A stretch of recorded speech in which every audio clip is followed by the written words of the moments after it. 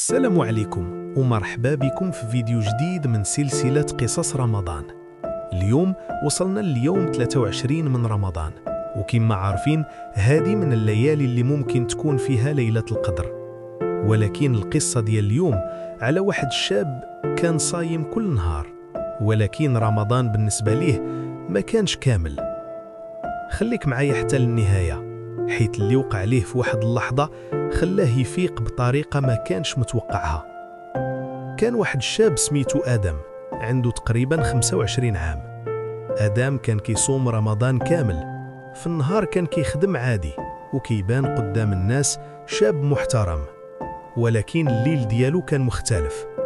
منين كيأذن المغرب كيفطر شوية ويرتاح، ومن بعد كيخرج مرات مع صحابه ومرات كيدوز الوقت مع الصديقة ديالو. وكان ديما كيقول جملة وحدة: راه غير شوية ديال الوقت، الله غفور رحيم. وكان مقتنع باللي ما كاين حتى مشكل، النهار صيام والليل حرية. وصلنا الليلة 23 من رمضان، الناس كاملين كانوا كيمشيو للمساجد.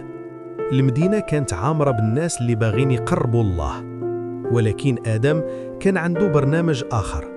كان غادي يخرج كعادته، خرج من الدار وداز حدا المسجد القريب. المسجد كان عامر بالناس، صوت القرآن كان كيتسمع في الشارع. وقف لحظة وشاف واحد المشهد. كان واحد طفل صغير خارج من المسجد مع الأب ديالو. الطفل كان فرحان بزاف، قال لأبوه: بابا، يمكن هذه ليلة القدر. الأب ابتسم وقال له: لهذا جينا نصليو. آدم سمع هذه الجملة ولكن حاول يتجاهلها، كمل الطريق ديالو، ولكن الكلمات بقات في باله: يمكن هذه ليلة القدر. وهو كيمشي في الشارع بدا كيتفكر، الناس داخل المسجد والدعاء طالع للسماء، وهو فين غادي؟ وقف وسط الطريق وحس بواحد الصراع في القلب ديالو. جزء منه كيقول: كمل الطريق، راه غير ليلة. ولكن جزء آخر كيقول: إلا كانت هذه ليلة القدر واش غادي تضيعها؟ بقى واقف دقائق، ومن بعد دار واحد القرار بسيط. رجع مشى للمسجد، دخل وهو حاس براسو شوية محرج، ولكن منين وقف في الصلاة حس براحة كبيرة. في السجدة الأولى بدا كيبكي، تذكر بزاف ديال الليالي اللي ضيع، وتذكر رمضان اللي كان كيدوز بلا معنى.